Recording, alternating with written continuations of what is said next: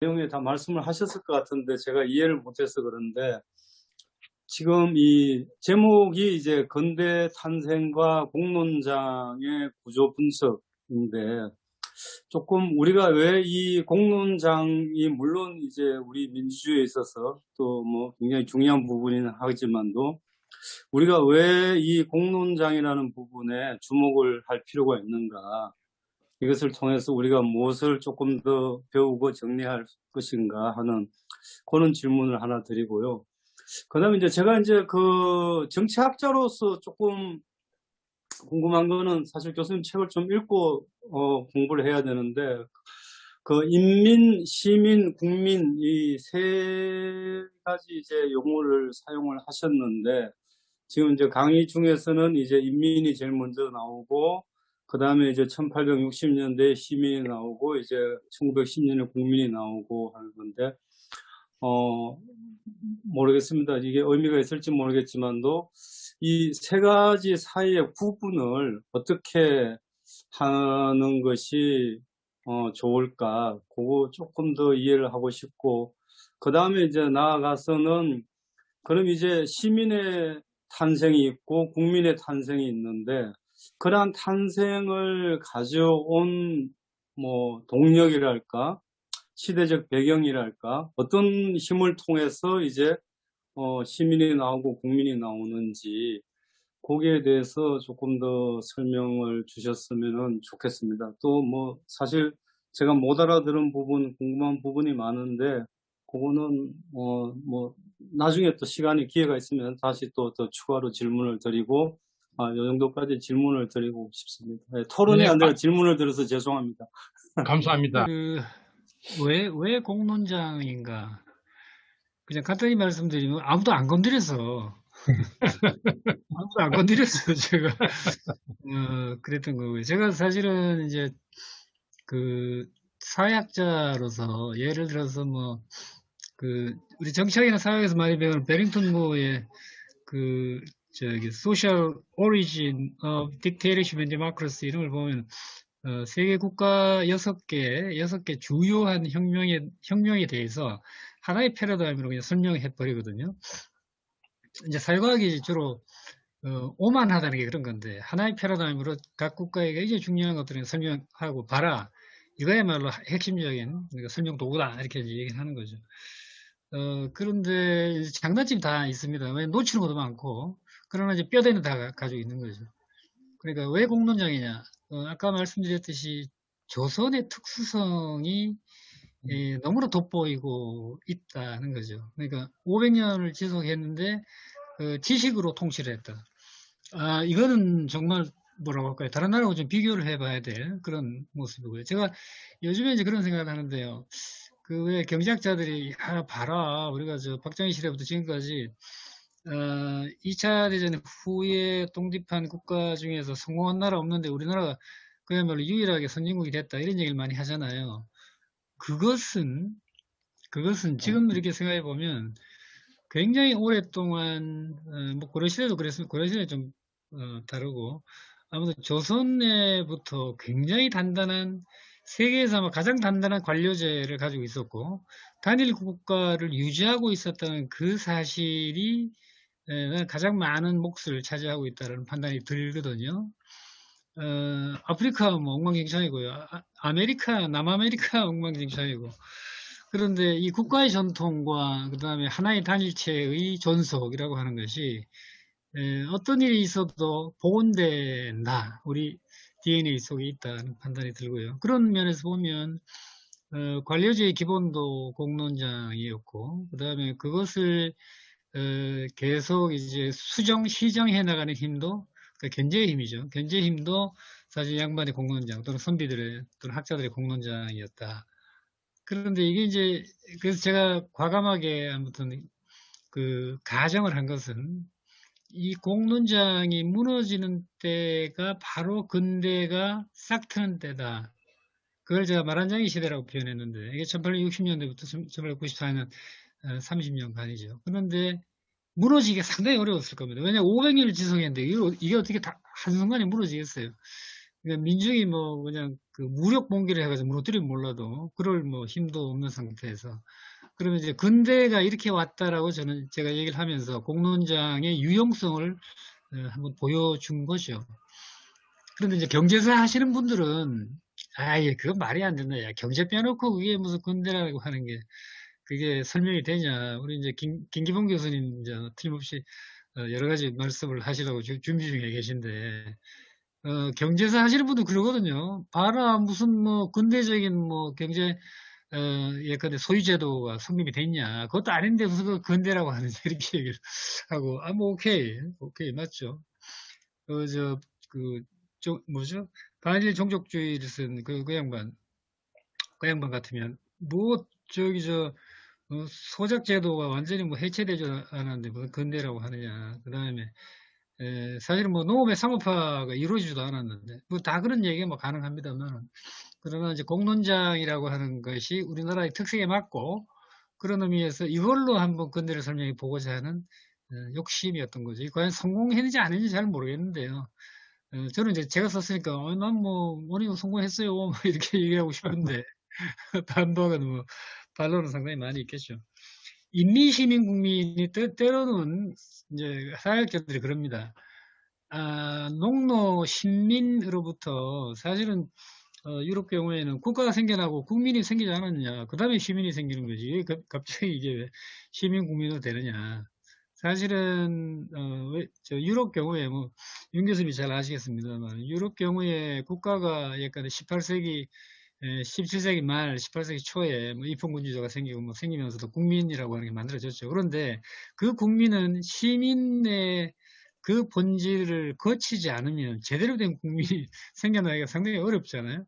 그래서 국민이 생기는 게 제가 보기엔 19세기는 시민의 시대였고 그러면서 이제 거기에 네이션 스테이트가 드디어 등장하는 것은 20세기 초반 또는 19세기 말이었던 거죠.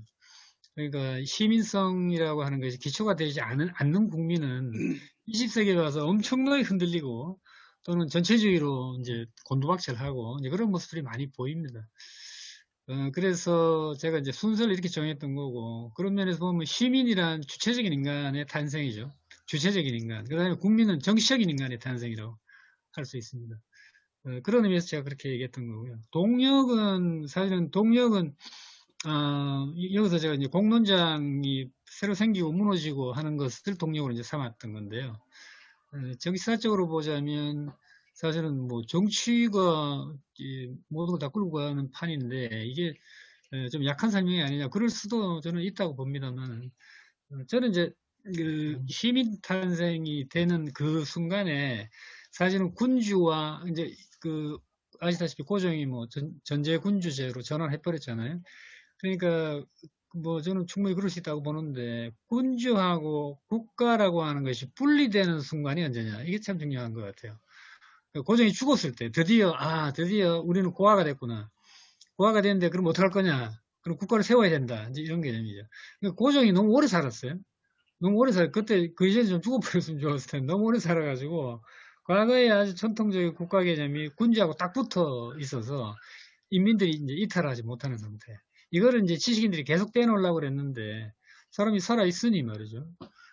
그래서 아마 19년 초에 죽었을 때 드디어 이제 국민들이 고아의식을 갖게 되고 우리 어디로 가야 될 것인가에 대한 비상한 그런 아마 그 긴장을 했던 거 아닌가. 선생님 발표 잘 들었습니다. 선생님의 엄청난 역작에 대해서 제가 감히 좀 아쉽게 생각하는 점 3가지를 여쭤보고자 합니다. 네, 말씀하십시오. 네. 잘 들리십니까? 네, 잘 들립니다. 예.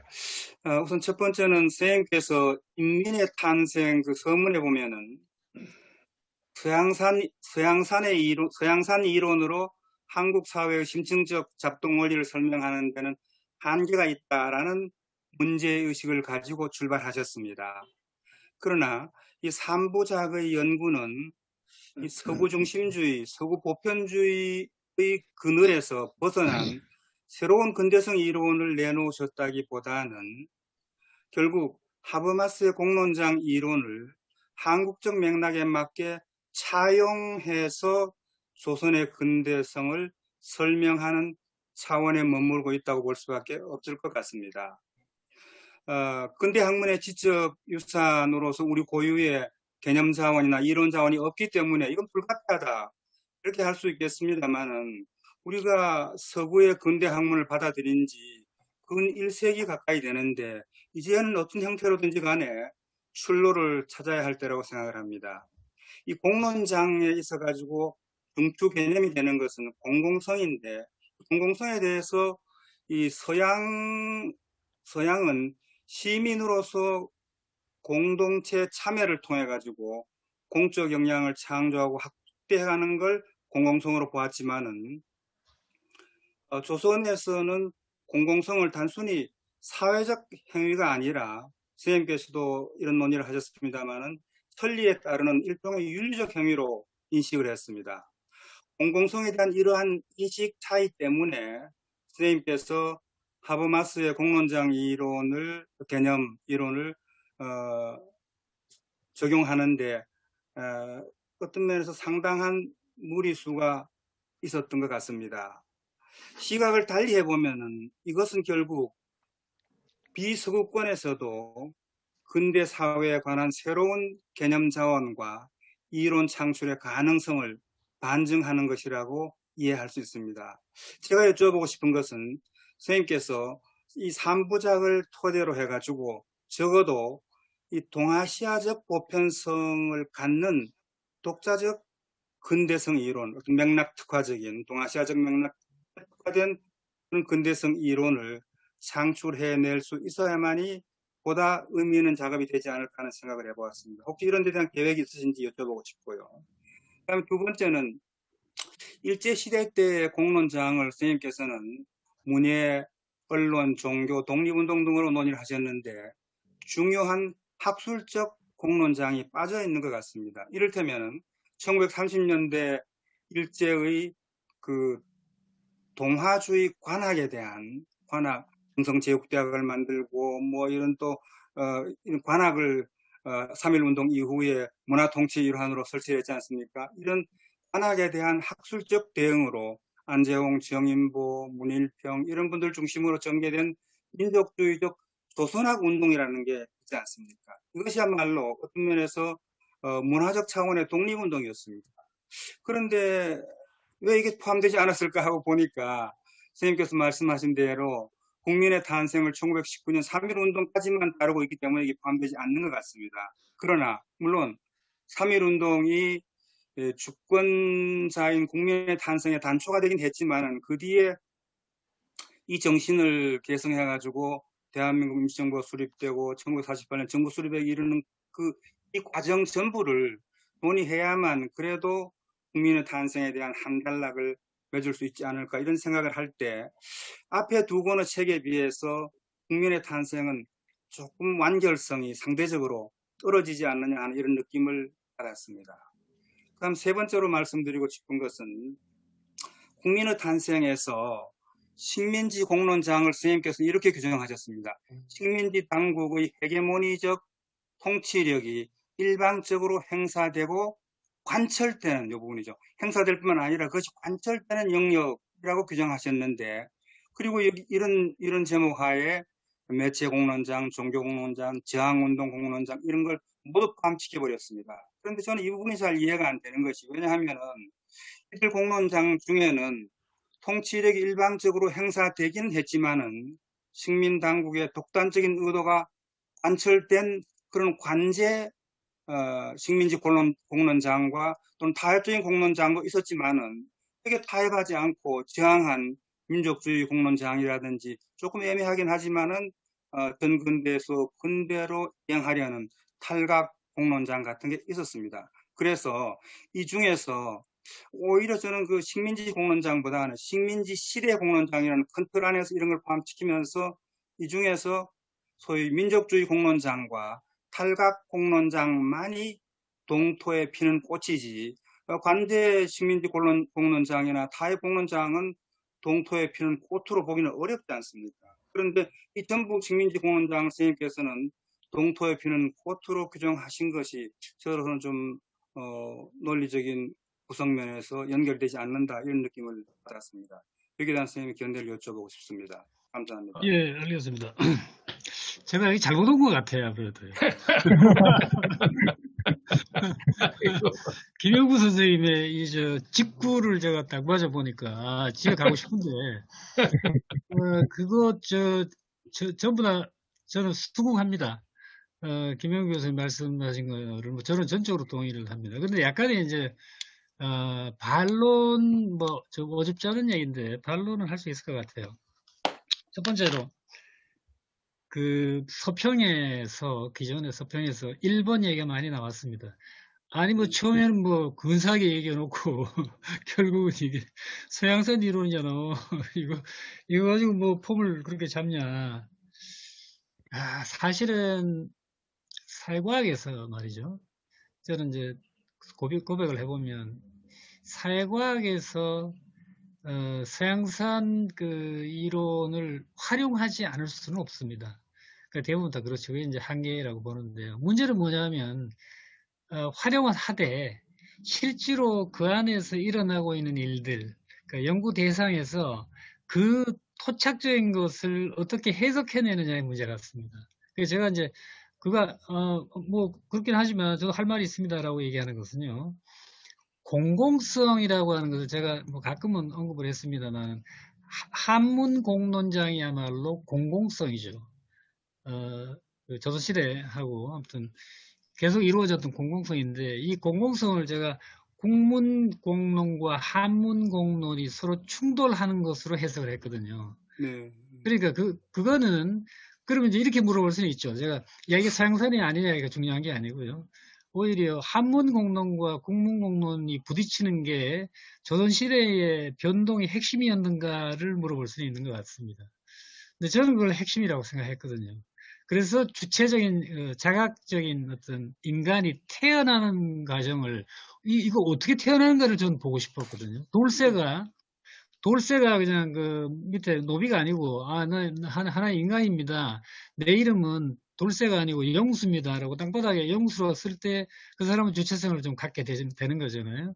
그런 것처럼 주체적인, 시민이라고 하는 게 뭔가를, 주체성을 가지고 있는, 자아의식을 갖고 있는 인간이라고 하는, 그거 없이 군대가 태어날 수는 없잖아요. 근데 이 말 자체를, 그 서양 이론이야. 이렇게 얘기하면 사실은 이제 할 말이 없죠. 서양 이론이기도 하고 동양 이론이기도 합니다. 왜냐하면 주체적인 인간이 그러하니까. 그래서 지금 김영구 교수님께서 말씀하신 그것이 정당한 저는 비판이라고도 생각하지만, 다른 한편으로는 동양에서 하고 있는 사회과학의 한계이기도 하고, 그럼에도 불구하고 그것을 벗어나고자 하는 한국적 또는 조선적 목소리가 이 안에 가득 들어있다는 것으로 제가 이제 변명을 할 수밖에 없는 그런 상황입니다. 이건 동아시아의 근대성으로 지금 이제 많은 학자들이 목을 메고 있고 아무튼 인생을 걸고 있는 중인데요. 그건 인도 학자도 그렇고 여러 학자들이 그런 얘기를 하고 있잖아요.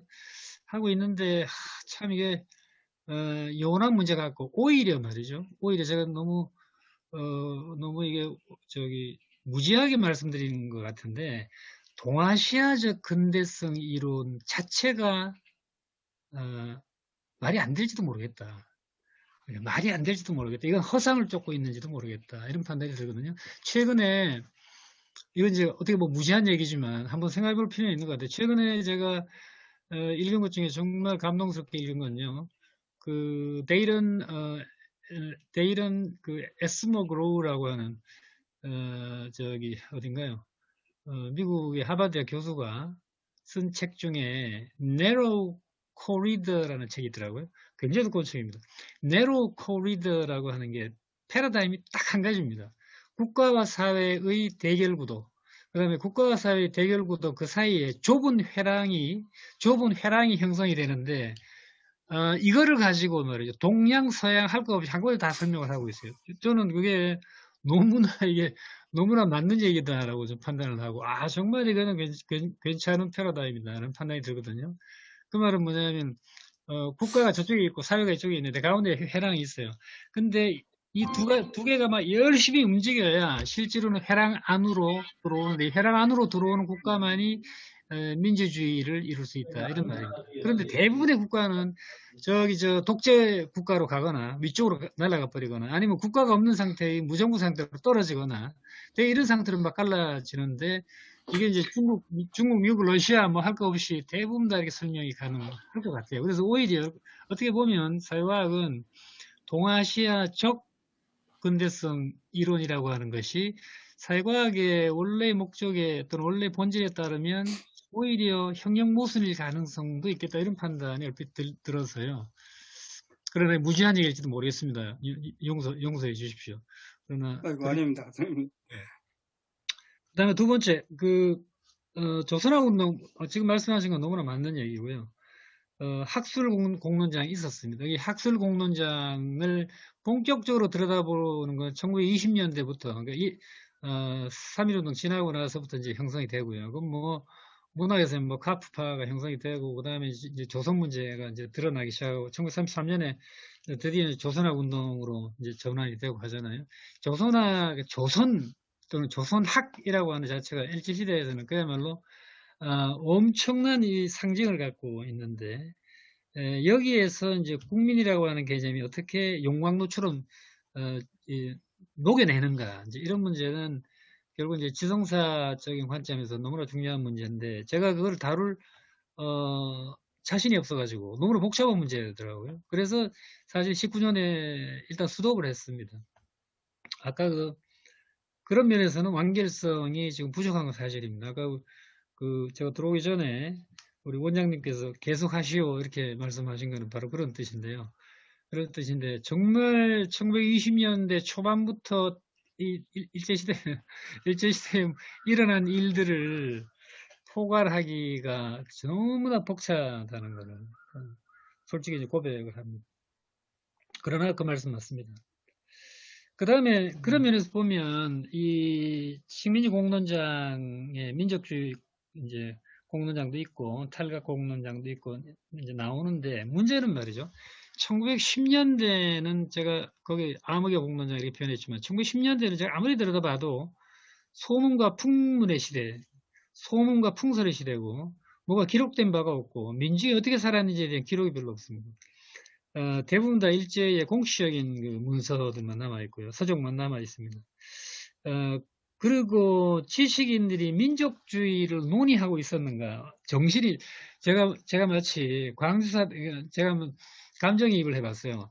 1910년에 일제가 와가지고 갑자기 말이죠. 한 500년 지속하던 나라가 없어지고, 일본 외놈들이 왔다. 외놈들이 와가지고 뭐 경찰하고 어쩌고저쩌고 해서 뭐 사람 죽이고 그다음에 재산 뺏어가고 그러는데 이게 도대체 무엇인가를 정신이 어떨떠란 상태가 아마 4, 5년 지났을 것 같아요. 그러면서 이게 계속될지도 모르는구나. 그러면서 이제 약간의 적개심들이 생겨나고 아니면 타협하는 사람들이 생겨나고 하는 게 1916년 뭐 15년부터 이제 19년까지 계속 됐을 텐데 그런 면에서 보면 지식인들의 민족주의 공론은 저는 제가 본 바로는 잘 안 보이더라고요. 개인적으로 뭐 출판한 것도 없고요.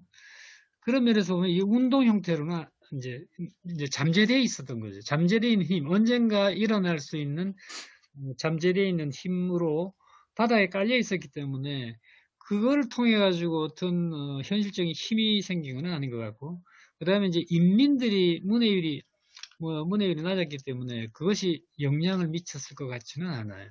그러나 이건 점검을 해봐야 될 문제입니다.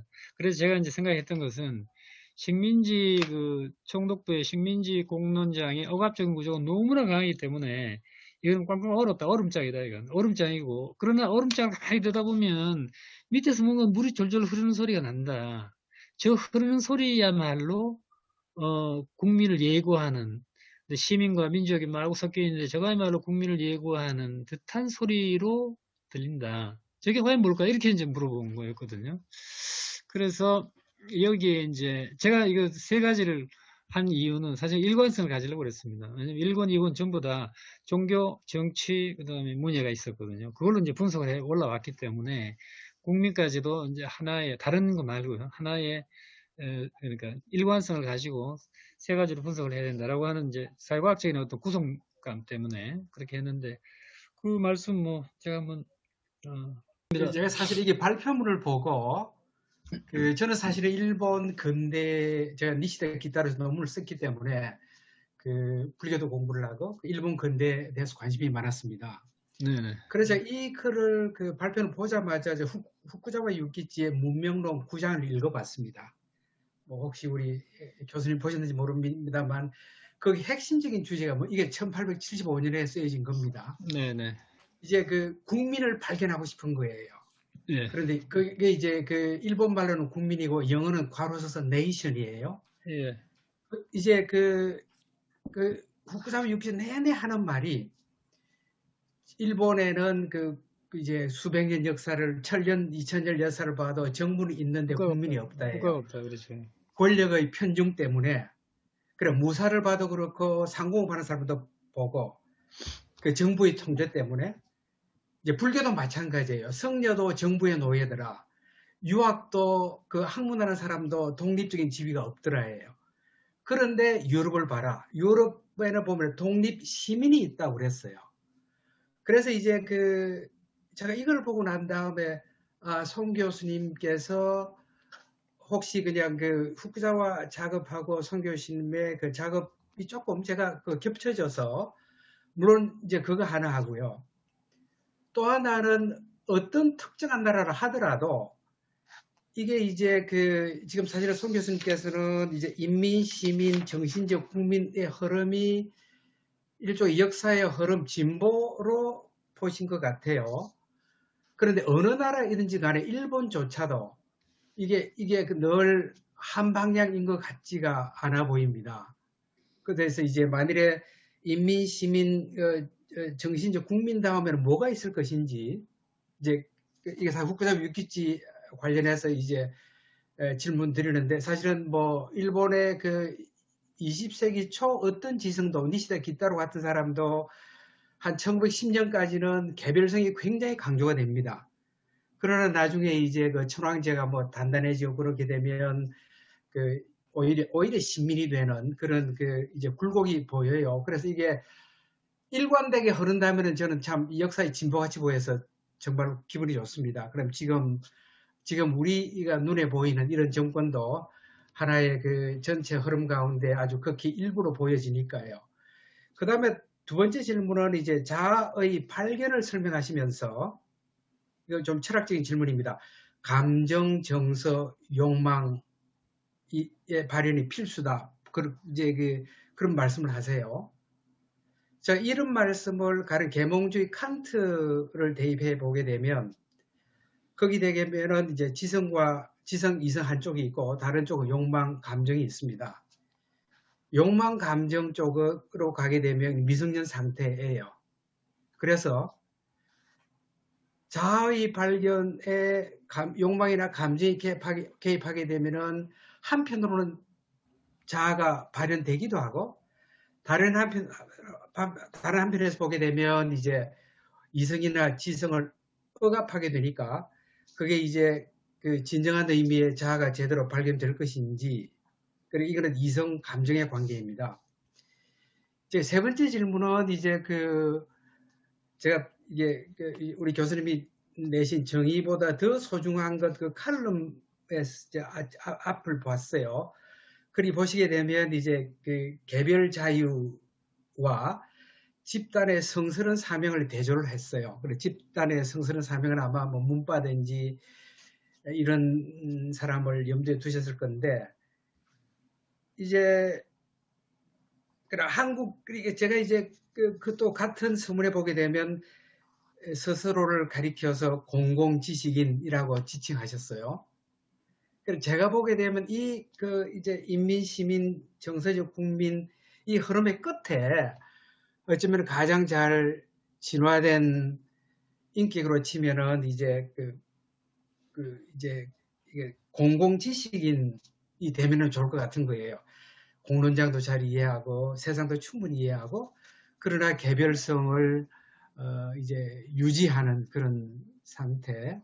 전 송 교수님 그러신 분이라고 봐요. 그런데 이제 우리 사회에 어떻게 하면 그런 인간이 많이 만들어질 것인지 이상입니다. 예. 예, 감사합니다. 이 소주를 한 잔 마셔야 이게 얘기 잘 나올 거예요. 가만히 있자. 말씀이 안 들려서. 예, 역시 이 철학적인 문제는 아무래도 이 소주를 한 잔 해야 될 것 같고요. 아유, 예. 뭐 후쿠자유기치 서행사정에 대한 얘기들이 뭐 6.1준으로부터 해가지고 이제 내부로 들어왔던 건 뭐 우리가 알고 있고요. 그러니까 후쿠자유기치 핵심은 역시 이제 국민을 어떻게 만들어내는가의 문제였겠죠. 네, 실제 그랬습니다. 그리고 아마 제가 기억하기로는 72년도에 후쿠자유기치가 미국하고 저기를 이제 여행을 하고 와가지고 이거 국민이라고 하는 게 단일 국가 그다음에 국민이라고 하는 것이 중요하다. 이게 이제 근대의 가장 기본적인 목적이다라고 이제 생각을 했습니다. 그런데 문제는 이 책을 쓸 때 75년도 이 책을 쓸 때 사실은 일본은 제가 알고 있기로는 계몽주의 시대로 전환을 했고 개별 시민 운동이 말하자면 자유주의 운동인가요? 자유주의 운동이 아무튼 70년대에 만연을 했는데 물론 그것도 이제 정치적인 목적이 있습니다만 그러니까 메이지 유신을 주도했던 세력에 대한 아무튼 정치적인 대립 때문에 그렇게 움직였고 그게 과연 뭐 진정한 자유주의 운동이냐에 대해서는 또 여러 가지 회의적인 시각이 있는 걸로 알고 있는데요. 그런 상황을 보면서 후쿠자유기치가 국민이라고 하는 걸 이제 중시를 했던 것으로 저는 이해를 합니다. 그리고 아까 말씀하신 것처럼 뭐 일본이 68년 이전에는 뭐 한 280개 뭔가 현이 아니라 280개 아무튼 영주로 이제 번으로 갈라져 있었잖아요.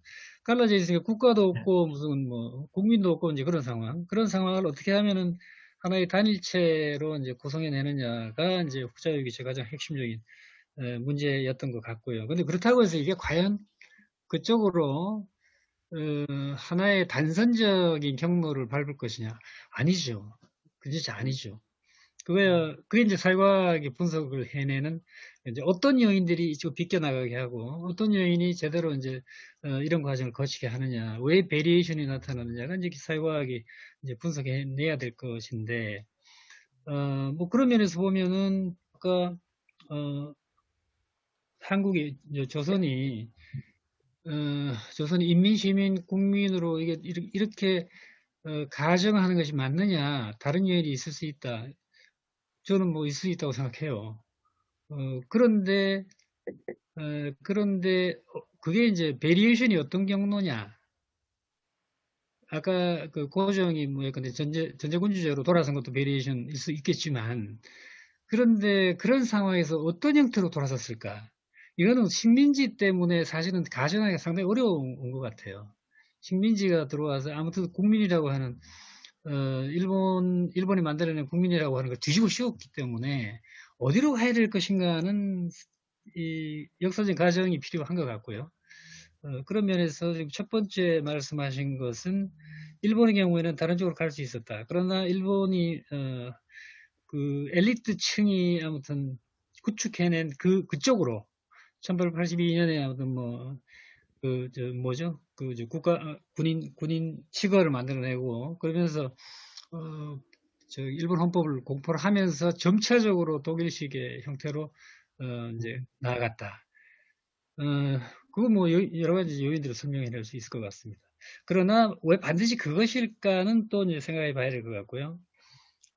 조선 경우는 뭐 그런 것 같고 그래서 반드시 제가 이게 인민, 시민, 국민의 단일적인 발전 궤적을 가정한 거는 아니고요. 아니고 당신을 듣다 보니까 뭐 이런 이제 흔적들이 많이 보인다. 그런데 이렇게 가정하시는 게 저는 좋습니다. 네. 세상이 진보하는 것 같아서. 예, 그러나 이제 그게 유럽의 전반적인 형태, 역사적인 발전 형태를 보면 이렇게 간 건 사실이죠.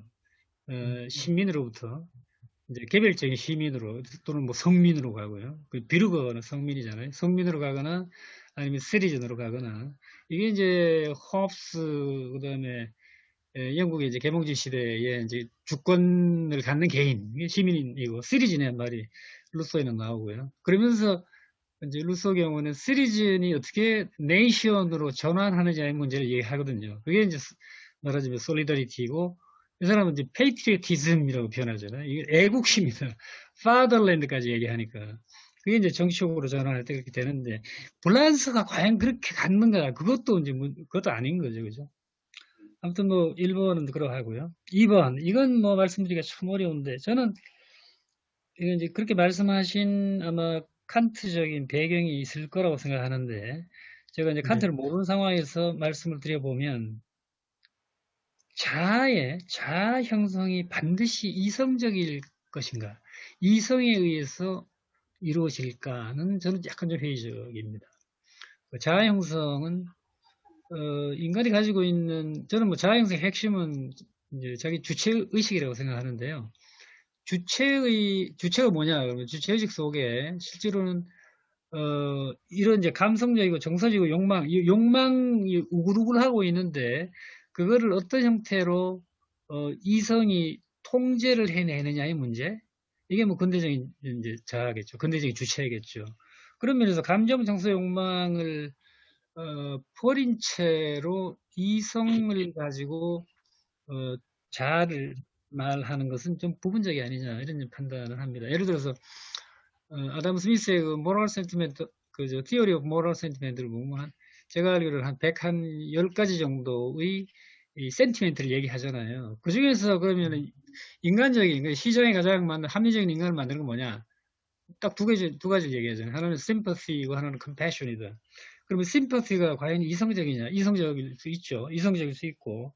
나머지는 뭐 시기, 무슨 뭐 괴로움, 그 다음에 고통, 이런 것들이 많은데, 그런 것들을 어떻게 하면 억제하면서 다른 사람과의 심퍼티를 이루어 나가는가. 이게 이제 공동체이면서 이게 시장의 문제니까, 자아의 문제를, 저는 뭐 그렇게 생각해서 제가 그렇게, 집어 넣었습니다.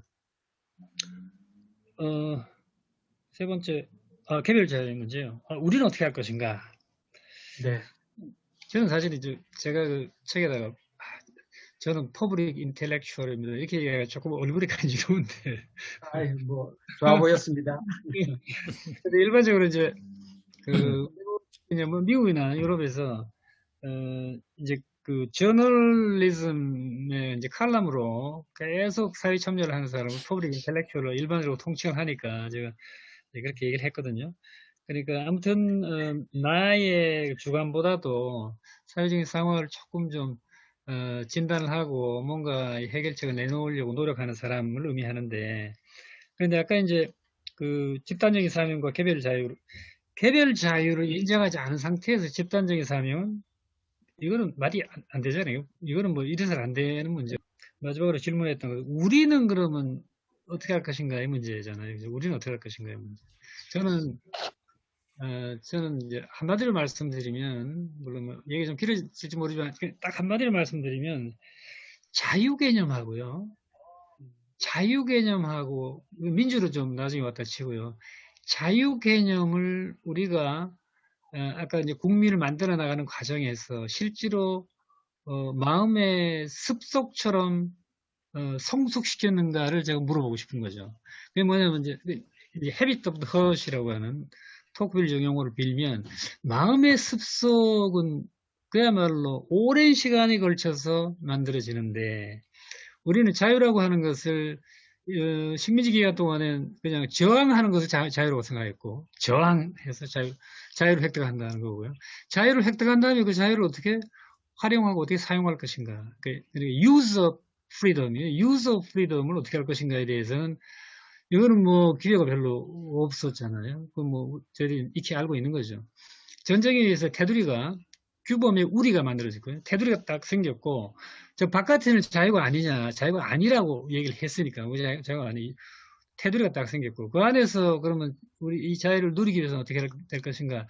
집단의 몫이 너무나 중요하고, 민족의 생존을 먼저 생각해야 된다라고 하는 것이 이제 우리가 국민 속에 들어있었던 굉장히 중요한 그 이념적 코드라고 생각해 보면요. 그러니까 이제 우리는 어떻게 할 것인가. 사실은 개별 자유에 대한 정말 새로운 그 인식 또는 존중, 마음의 그러니까 habit of the heart 속에 individual freedom이 무엇을 의미할 것인가에 대한 개인적인 성찰 이런 것들이 사실은 퍼블릭 인텔렉츄얼들의 굉장히 중요한 임무이기도 하다. 그래서 지금 이 정권 아마 우리가 뭐 대선을 꼭 치러야 되겠지만 여기도 지금 요즘 나오는 거 뭐 예컨대 뭐 1,000불을 준다 뭐 아니 1,000만 원 준다 3,000만 원 준다 뭐 이거 앉았잖아요. 그래서 이제 한심하게 짝이 없는데 저게 이제 얘기한 그 자유의 그 본질 자유의 성숙과 그로부터 나오는 민주라고 하는 그 이념에 비추어서 우리가 지금 뭘 비껴나가고 있는지 뭘 위반하고 있는지에 대한 생각은 좀 해봐야 될 것 같다는 그런 반성은